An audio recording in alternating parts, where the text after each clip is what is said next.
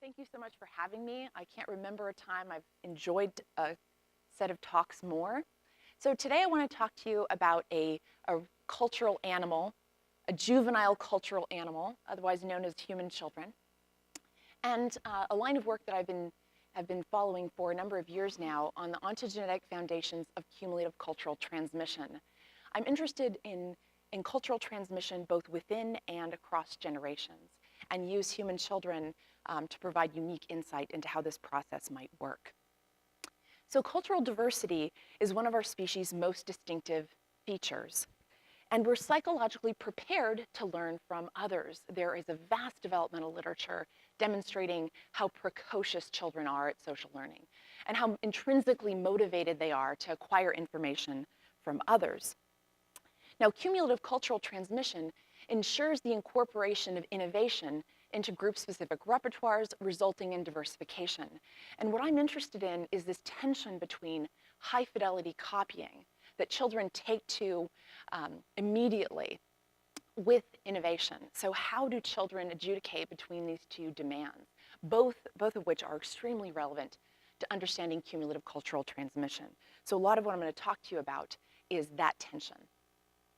Now, if social learning lays the foundation for cumulative culture, and I think it certainly does, I think this and many others, its expression should be to some extent continuous across cultures.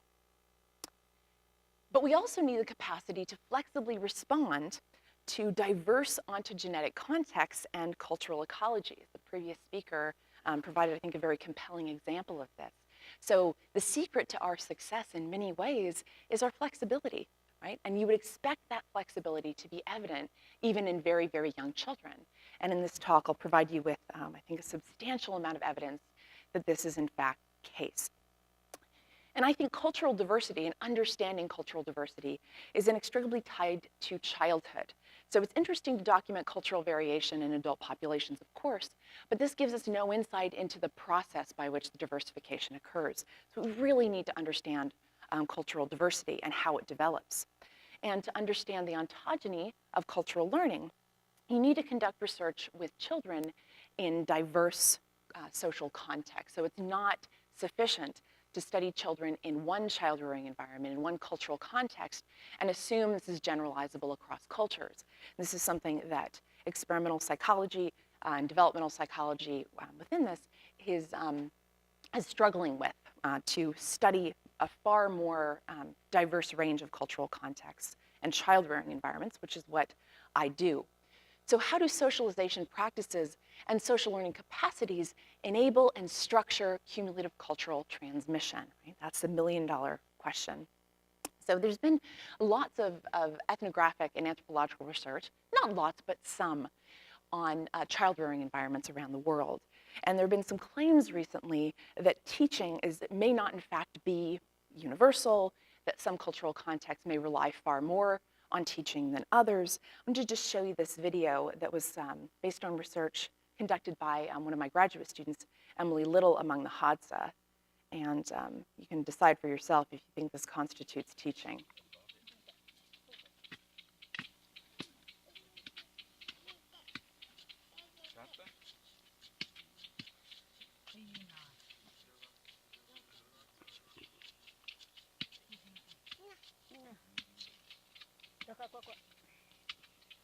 You see her directing the child's attention, manually involving the child in the activity.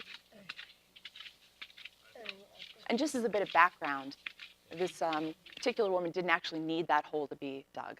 Right? She's engaging in what I would say is pretty classic didactic pedagogy. Now, what my research has shown is that although you do find this sort of behavior everywhere, including hunter-gatherers, I think it's a really foundational part of how our species communicates information. The quantity and quality of this behavior we now know varies dramatically, and I think that has profound implications for our understanding of social learning. So the first thing I want to talk to you about is cross-cultural variation in early social learning. Talk to you about research that I've conducted in my field site in the US. I only work in actually a small part of the United States. And in Vanuatu, and in fact, I only work on one of the islands in Vanuatu, in Tana. But my research is comparative, both across species and across cultures, and today I'll talk to you about the cross-cultural work. So my students and I have worked in Tanna, Vanuatu for about 6 or 7 years.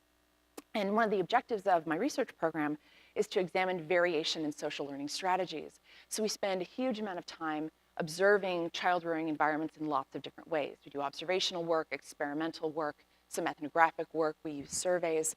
And what we're attempting to understand is the whole repertoire of social learning strategies and socialization practices that you see in these environments. You can see there's a lot about this environment that would be quite similar to the context in which our species has evolved. You have children spending a lot of time in mixed age peer groupings, which is quite common around the world. Children are actively involved in useful adult-like activities. So there's an apprenticeship in learning to become an adult. Childhood is not segregated from adult activity in the way that we do in the global north and in the west. There have been some attempts to introduce schools into this particular environment with mixed success. This school was introduced probably 10 years prior to our arrival and is currently used as a drinking place for men in the community. There's precious little education of children that goes on in that environment. Right? So to give you a little bit more information about this particular cultural context and why I'm so interested in working there, the population is primarily rural. A large portion of the population lives roughly according to ancestrally enjoined rules of life. Fertility is quite high, and it's increasing with the reduction of transmission of infectious disease. Crucially, participation in formal education is varied. So in some islands and some populations, less than 10% of children are attending formal schools. There's a growing literature demonstrating that participating in formal schools has profound implications for how children are socialized and the kinds of social learning practices that are used. So keep in mind, schools do more than transmit information in some context, culture-free way. They introduce a particular type of interaction. They introduce a particular type of hierarchy, and we actually know fairly little about the implications of Western-style education on cognitive and social development. The data that we have thus far suggests that it has profound implications, not just in what children learn and how they learn, but also in how children who participated in Western education and then grow up to have their own children, how they parent their own children. So they use, after participating in formal school, they use a lot of the practices that are prevalent in formal schools with their own children. So again, children in this context in Tanna are helping with subsistence tasks and caregiving, and this is one of the most isolated, culturally and linguistically diverse populations in the world. So there's lots of interesting reasons to study social learning within this context. Now, to understand the ontogeny of human social learning, we must examine how it develops and how it varies in strategically selected contexts that differ along theoretically relevant or important variables. So this is what I would call, comparing a place like Vanuatu in the United States, this would be a far comparison, right? Comparing cultural groups within a country would be a close comparison. And there are pros and cons of doing it both ways. So my interest here is trying to understand what socialization practices would have been like and social learning strategies would have been like in a context fundamentally different than what you find in the global north, thus the far comparison. So there are many ways in which these communities vary. They vary in terms of the economy. So the populations I'm working with are subsistence agriculturalists, versus in the US, you have a cash economy, a market economy. Education in Vanuatu is informal, according to an apprenticeship model, where children spend a lot of their time observing the activity of adults, and then gradually, with age, with experience and skill, are provided with more explicit training on complex skills. The cultural values vary in terms of conformity and autonomy, and later in the talk, I'll provide some information about exactly how I've studied that. Child rearing is also very different. In Vanuatu, it's adult-centered versus child-centered. This has absolutely, this is not a commentary on how much children are valued in these contexts, of course, they're equally valued. The way I always tell people you can determine if you live in a child-centered context is if you prepare special meals for your children. So if you prepare meals for your children and give them a variety of choices of what that meal would be that are different from an adult, that's an example of a child-centered household. Also, caregiver pedagogical style is different. So earlier I mentioned there are both quantitative and qualitative differences in teaching practices. So in a place like Vanuatu, you find this actually around the world.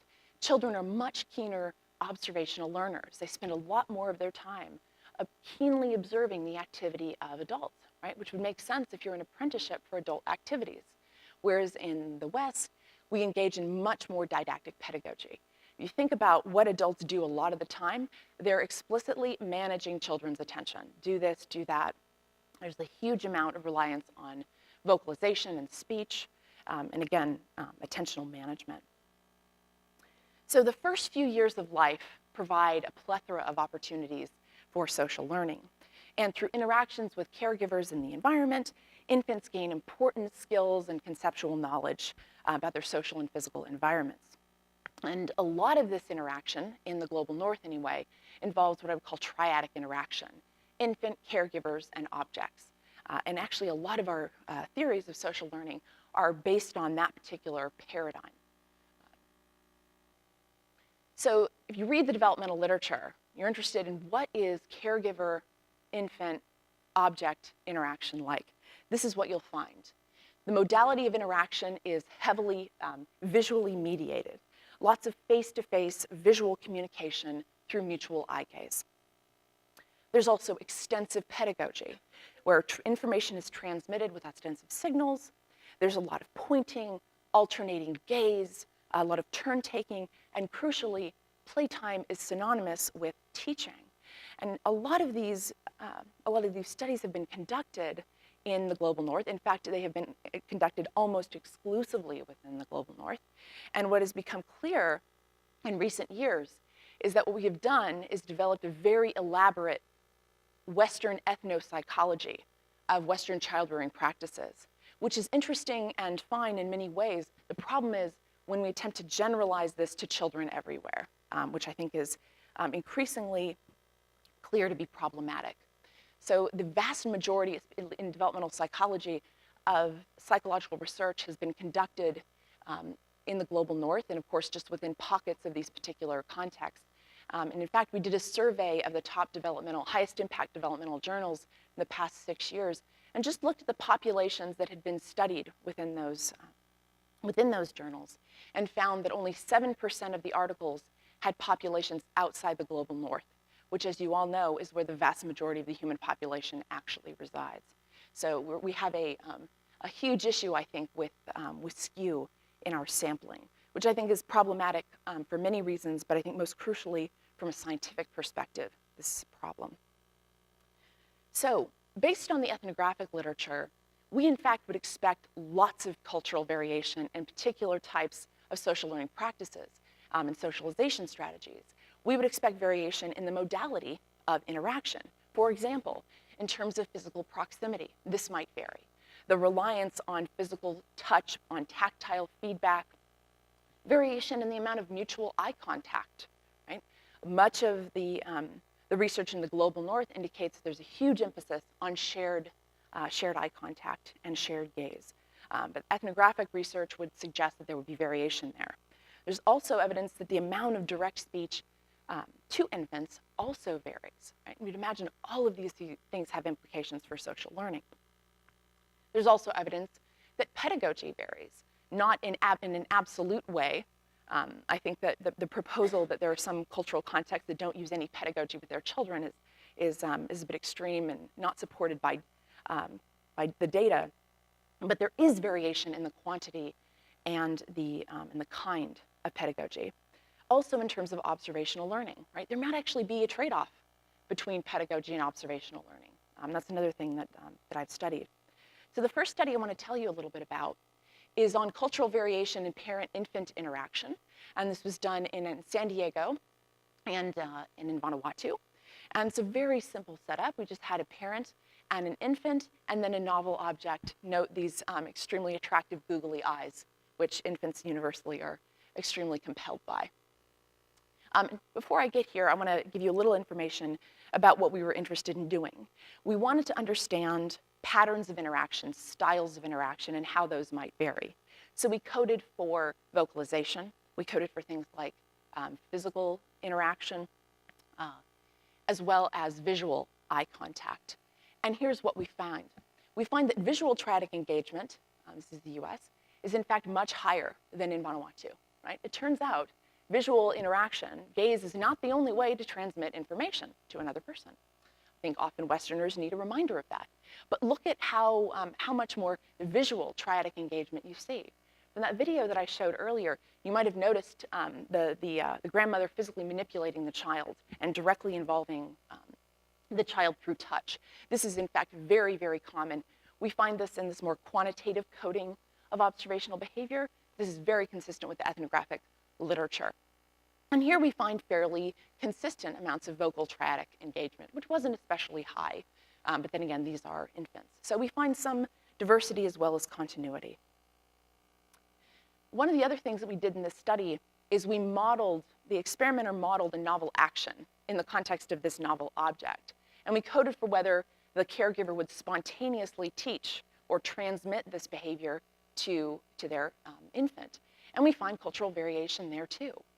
You'll notice that, a substantial portion of caregivers in both cultural contexts transmitted this information, but you do find a difference in the United States over Vanuatu. And the way I would explain this is that there's an enormous amount of emphasis in Western parents on didactic pedagogy. And in fact, when you put a caregiver and an infant and an object together, caregivers in the West almost inevitably go into teacher mode. And there's every opportunity is an opportunity for learning. So there's a huge amount of expectation that your job is to teach your child. And crucially, your child requires explicit types of teaching in order to learn. So it does go both ways.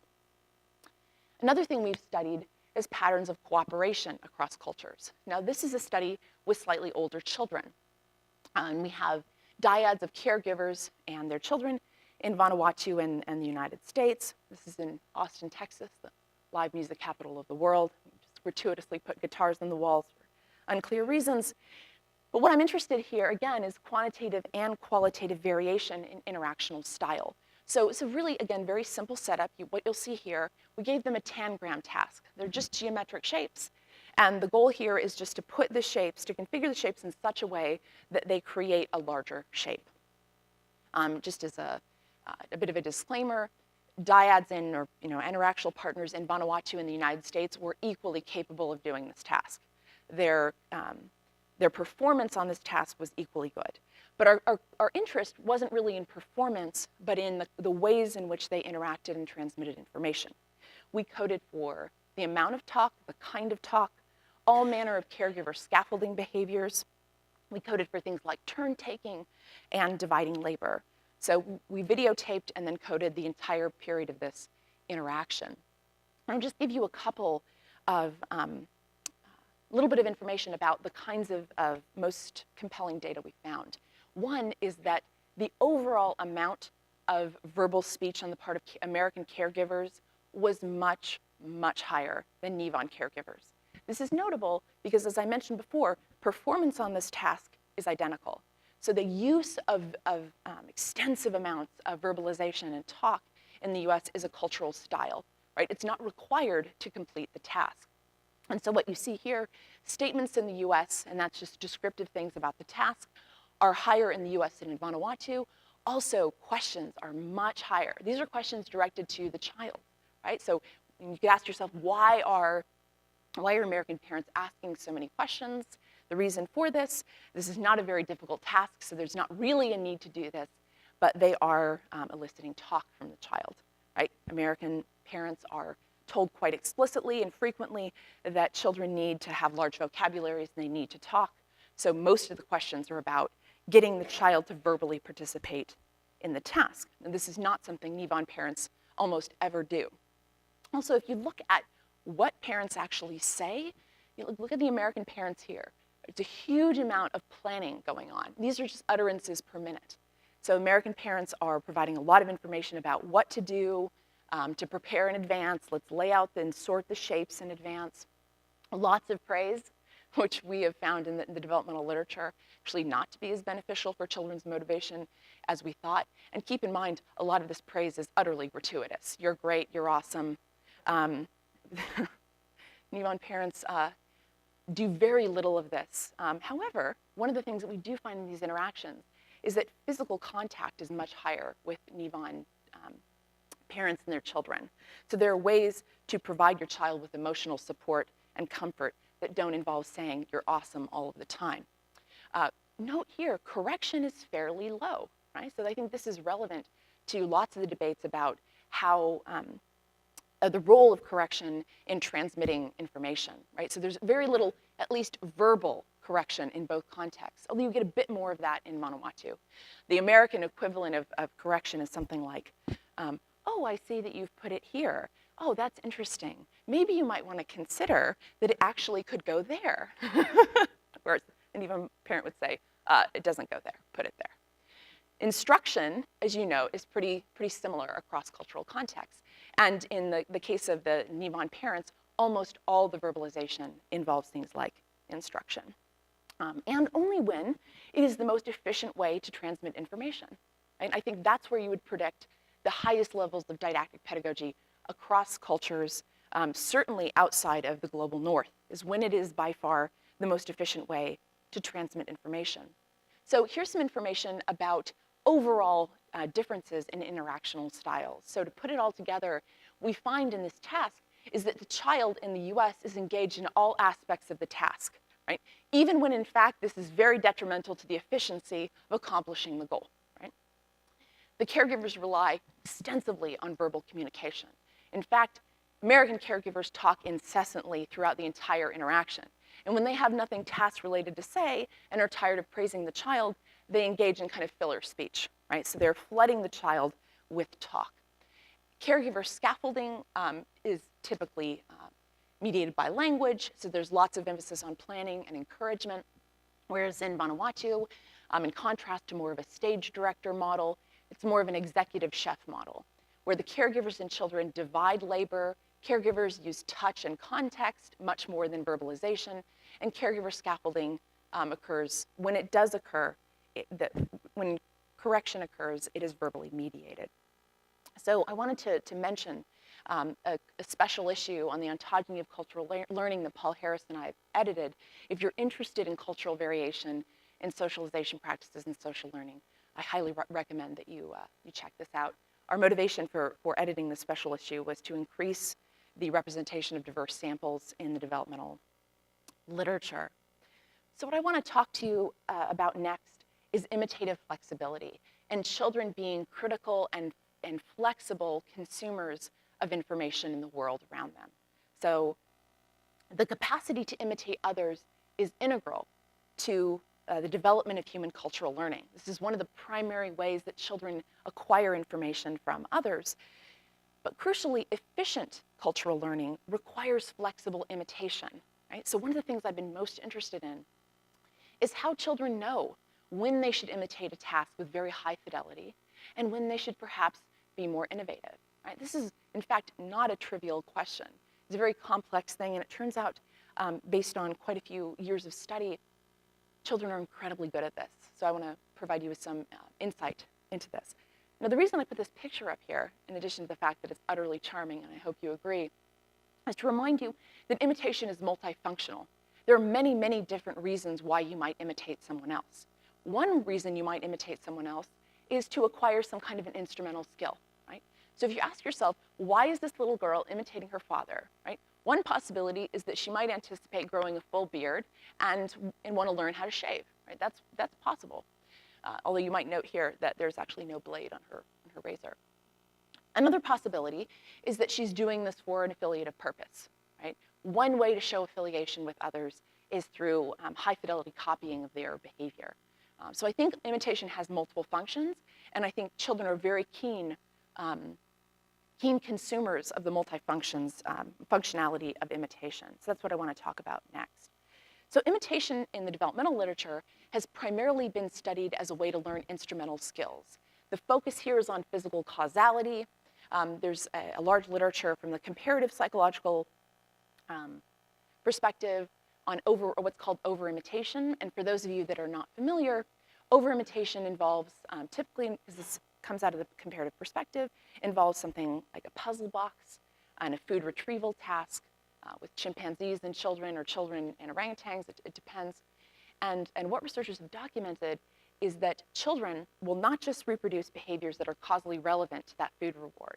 They'll also reproduce the causally irrelevant information as well, which is in contrast to at least what we know currently about what chimps will do. So if the goal of imitation is to acquire some kind of instrumental knowledge based on physical causality, this seems like irrational behavior, right? And it's not that children don't know what's causally relevant and what's not. We know that children are sophisticated causal learners, but they're reproducing this behavior anyway. I think it's a kind of compelling question there, right? And the comparative evidence cross-culturally demonstrates that in a great variety of different cultural contexts, children over-imitate. And this stands in contrast to what we've seen in other species, or at least chimpanzees in particular. So what's motivating what's been labeled over-imitation or over-copying? Right? Well, a substantial amount of developmental research has documented that children are, in fact, very precocious causal reasoners.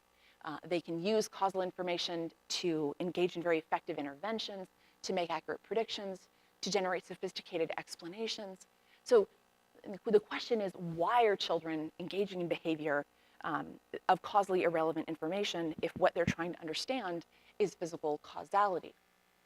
Well, I think they're not trying to understand physical causality at least a portion of the time.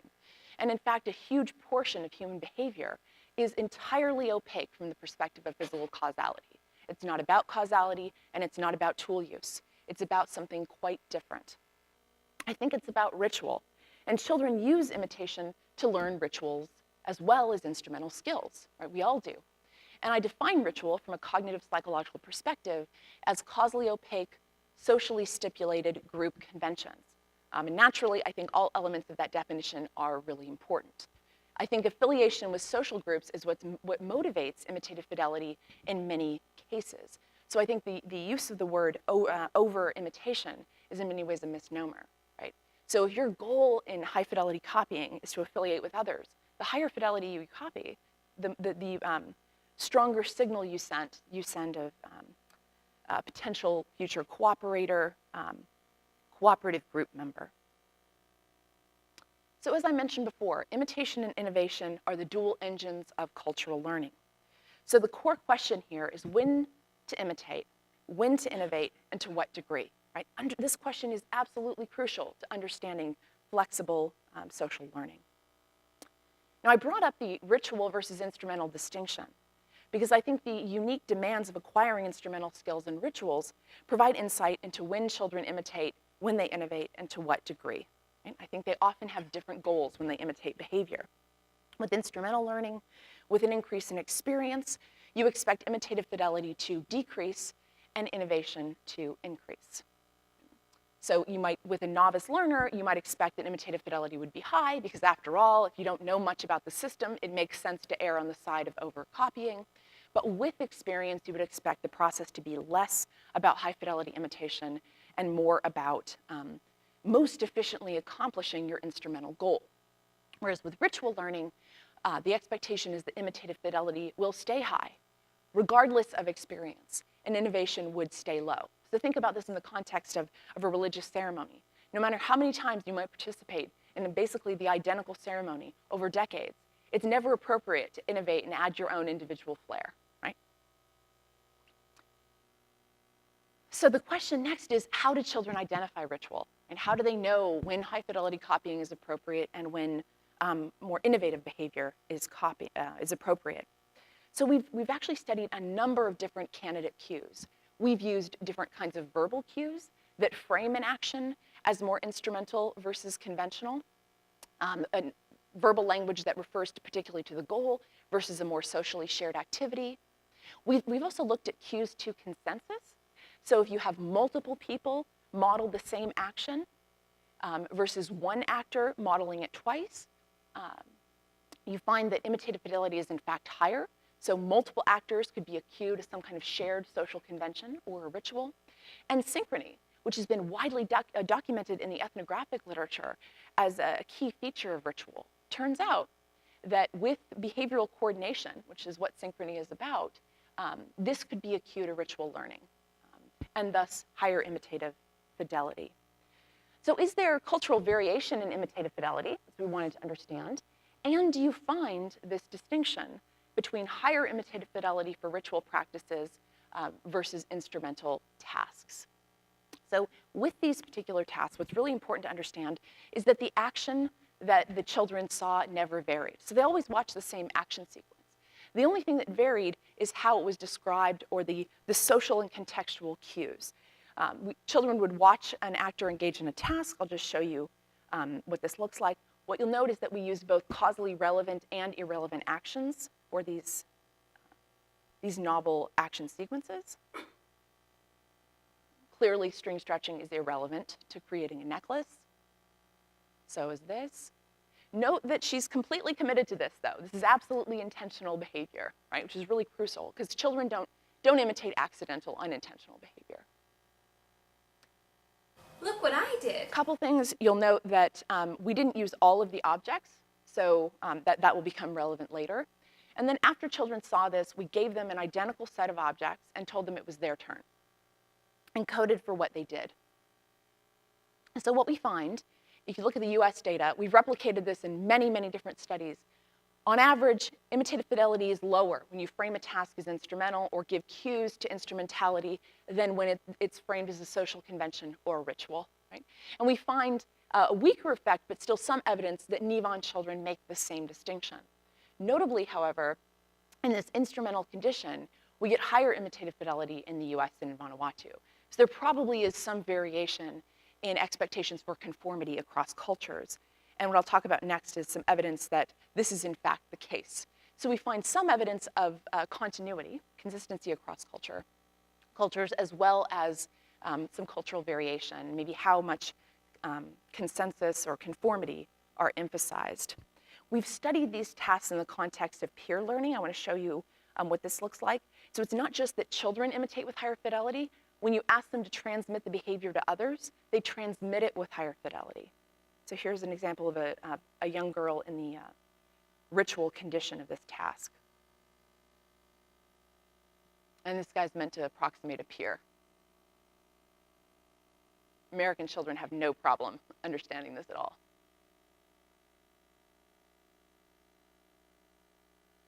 Fascinating way to study the development of pedagogy in children.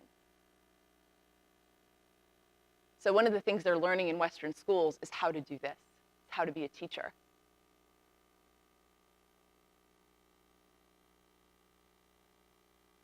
So the point is, they're not just imitating themselves, they're transmitting more of this when they view the activity as more ritual or ritualistic. We've done this with parent-child dyads as well. This guy is an engineer for the computer company Dell, by the way. Exactly like she did. So which code did she use? Which code did she use? Okay, so we use this. So this is what didactic pedagogy looks like. Remember, you gotta touch it under your head. Touch it under your head. Oops. So parents scaffold this as well. So what we find across a great variety of different studies is that imitative fidelity is lower when a task is described as instrumental versus higher in a ritual context. We find the opposite pattern for innovation, which is higher for instrumental learning than ritual learning. Difference detection is in fact less accurate in instrumental learning than ritual learning. So children notice deviation between actors much more when they expect the behavior is conventional in some ways. Again, as I just showed you, peer transmission perfectly matches individual level imitative fidelity and also functional fixedness. Their willingness to use the objects that they experienced or interacted with in that task in flexible new ways is in fact lower when they interpret a behavior as a ritual. I think what's most striking about these data is that this isn't a function of the actual task. I mean, keep in mind, a lot of the behaviors we see in our world aren't clearly marked based on the features of the action as a ritual or instrumental task. So children have to use a great variety of complex cues and signals to determine when something is conventional versus instrumental. We used a novel multivocal ethnographic method to study the cultural variation in beliefs about conformity, creativity, and competence. So what we're really interested in figuring out is how parents or how adults in different cultural contexts might interpret the relationship between conformity or high fidelity imitation and competency. So what we did is we showed an adult participant a video of an actor like that necklace making sequence that I just showed you, and then showed them 2 videos of children participating in that same task, either a very high fidelity child or a very low fidelity child. And we showed them the videos from their own group as well as another group, so the US and Vanuatu. And then we just simply asked them, which of these children do you think is smarter and which is more well-behaved? And what we find here is that overall, for questions about intelligence and good behavior, the Nivon participants viewed the high fidelity child or the high conformity child as both smarter and more well-behaved. What I want to draw your attention to is this difference right here. So American parents were much, much more likely to indicate that the low conformity child was more intelligent. And when we asked them to explain it, they would say things like, oh, she's such an innovator. What a future leader. Look how creative she is, right? Which is quite a leap, given that this is simply a necklace-making task that involved deviation from what was modeled, right? But the way conformity is interpreted in different contexts varies enormously. I think this is really important for us to understand. So, quote unquote, creativity is associated with intelligence in Austin, whereas in Tanna Vanuatu, conformity is associated with intelligence, or matching behavior to what is modeled, I think more specifically. So I think all of these data indicate that we need to move beyond conducting research exclusively in the global north and assuming this is representative in some fundamental way of all social learning strategies and socialization practices. So briefly, what I want to do next is talk a little bit about research that I've conducted on the ontogeny of ritual, what I think the function of ritual is, and why children are so drawn to this.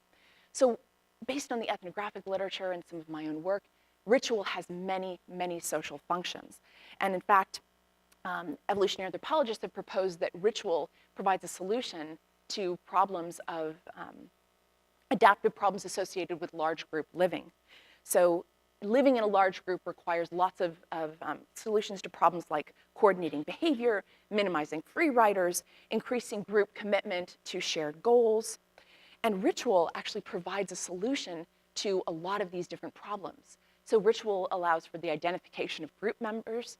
It allows for a means of promoting collaboration. It amplifies group cohesion. And it also promotes high fidelity transmission over time. So earlier I defined ritual as causally opaque, socially stipulated group conventions.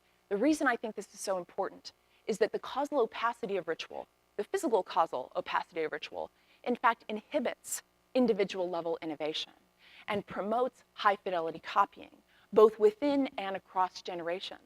You think about many of the ritual traditions that we're familiar with, you get incredible longevity and high fidelity transmission over extensive amounts of time.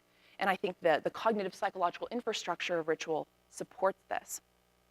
So new experimental research on the ontogeny of ritual cognition and behavior, I think, provides important insight into social group cognition. Social cognitive development is at the center stage in understanding the evolution of the human mind, and we learn social information from others through imitation. We know that social group cognition develops early in ontogeny. Infants expect members of their group to act similarly, are more likely to imitate in versus out group members, and arbitrary groups create in-group biases among adults and children. So we've studied whether ritual increases preferences for in-group members in childhood and whether rituals increase group cohesion. So what we've done is introduce novel social groups, include one group that has a socially scripted task or ritual task and one that doesn't, and then measured things like group affiliation and group preference, right? There's an immediate effect of participating in a ritual on measures of social group affiliation. So this effect is stronger than group membership alone.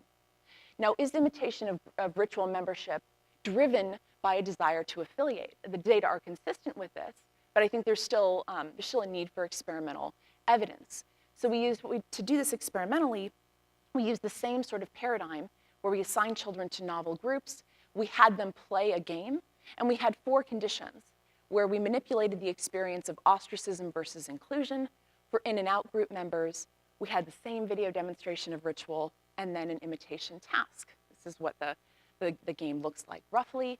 We find is that ostracism increases imitative fidelity more than inclusion.